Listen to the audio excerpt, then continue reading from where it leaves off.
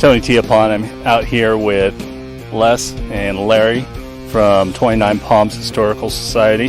The old schoolhouse, they're putting in a multi-purpose building out here, and first time install, and they did it themselves. They did a fantastic job. Why did you choose Tilcor? The man standing right in front of me who was willing to help me out and talk to me and guide me through the process of getting it. Well, I've actually done metal roofs and done shingle roofs, and I'm 100% impressed with this roof system. As far as the best thing about this stuff, I'd say the way it went on fast, it went on nice. It does go, it just all snaps right together from the very front edge all the way up to the very peak, and the cap that goes on it, and all the trim pieces, and I can walk on it, and I weigh 240 pounds, and it doesn't crush it, and it's sturdy. It is an awesome product.